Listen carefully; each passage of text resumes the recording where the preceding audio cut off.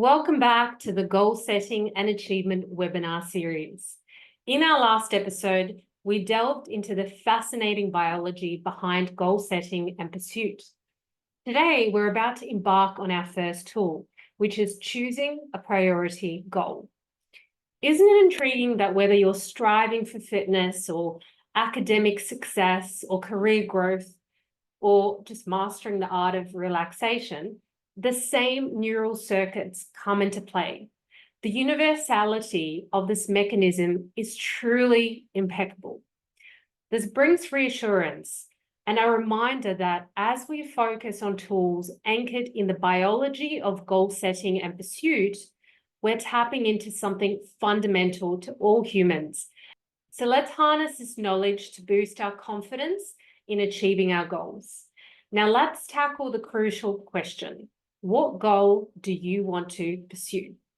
It seems like a simple query, but it's often complex to answer. Our first protocol centers around this, choosing a specific goal. Most people attempting multiple goals simultaneously end up falling short. Picture this, January 1 or a new month or week begins, and you decide to take on exercising, meditation, language learning, dance, and more. The result? Overwhelm, and more often than not, failure. Here's where the concept of priority really shines. Priority, which is singular, means placing one thing ahead of all others. In a world that often emphasizes multitasking, we encourage a shift towards defining your priority. You're allowed to have multiple goals, don't get me wrong, but I highly recommend starting with just one. Don't sacrifice other aspects of your life. Just select a goal that aligns with your values, your motivations, and resources, and spend time defining this one priority for the initial goal setting and pursuit period. Some find it helpful to jot their desires, then cross off those they're willing to put on hold, circling the one that they truly want to focus on. This process is highly individual, depending on your unique circumstances. So have a think about all areas of your life that you want to change right now. Okay, so whether it's your work, whether it's your finances, whether it's your relationships or any other personal domain, look at which part of your life really needs your attention right now and select a goal that aligns with that first. We also know from the scientific literature that goals are achieved much more efficiently when we focus on one at a time. Multitasking is a myth when it comes to deep, meaningful, and sustainable goal pursuit.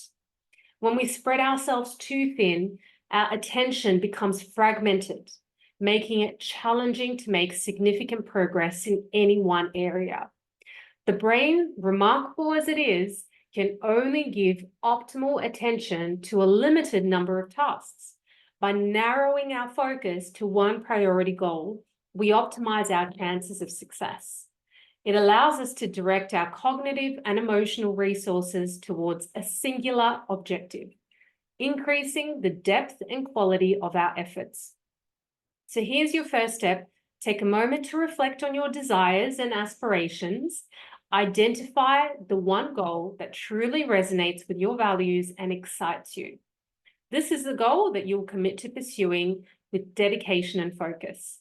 Remember, in simplicity lies the power to achieve greatness. Now let's explore the importance of the loftiness of your goal. Contrary to common belief, if a goal is too easy to achieve, it may not recruit sufficient amounts of arousal network involving the amygdala and other brain structures. Easy goals might not lead to the necessary actions for continuous pursuit. In order to learn something, we have to shift our nervous system into states that are somewhat uncomfortable, safely uncomfortable states, of course. Successful learning or goal pursuit involves errors, failures, frustration, anxiety. These states shift the brain into modes of neuroplasticity, allowing it to change. Neuroplasticity, the changes in neural circuits allowing for improved performance, doesn't occur instantaneously. Frustration during attempts triggers neuroplasticity, but the actual rewiring occurs during deep sleep and other forms of deep rest. So the key here is twofold. Define the specific priority goal you're going to pursue and set aside all other goal pursuits. In doing that, it makes sense to pursue a somewhat loftier goal than a more mundane one.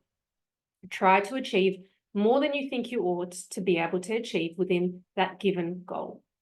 Yes, pursuing loftier goals inevitably leads to frustration and anxiety, but here's where our brain's orbital frontal cortex comes into play. It not only assesses how we feel, but also understands the context, recognizing that anxiety and frustration are necessary gateways to achieving neuroplasticity. Frustration and anxiety represent shifts in neurochemical states that open the opportunity for neuroplasticity. Changes between neurons allowing for different performances in the future. The orbital frontal cortex understands this context, turning frustration into a sign of progress, a necessary part of the learning journey. Returning to goal setting and pursuit, remember to set a goal that feels challenging, even a bit out of reach. I'm not suggesting an impossible goal, but one that feels exciting, a bit out of your current reach. Set that goal, focus on it, and set aside all other goals for now. So your first step, reflect on your desires and aspirations, identify the one goal that resonates with your values and excites you, commit to pursuing it with dedication and focus. Remember, in simplicity and loftiness lies a power to achieve greatness. In the next episode, we'll explore the impact of the words we choose to articulate our goal, as well as measurability. Stay tuned for actionable insights that will empower your journey towards realizing your potential. I'm Sophie from Realize Potential Group, signing off for now. See you in the next episode of our Goal Setting and Achievement webinar series.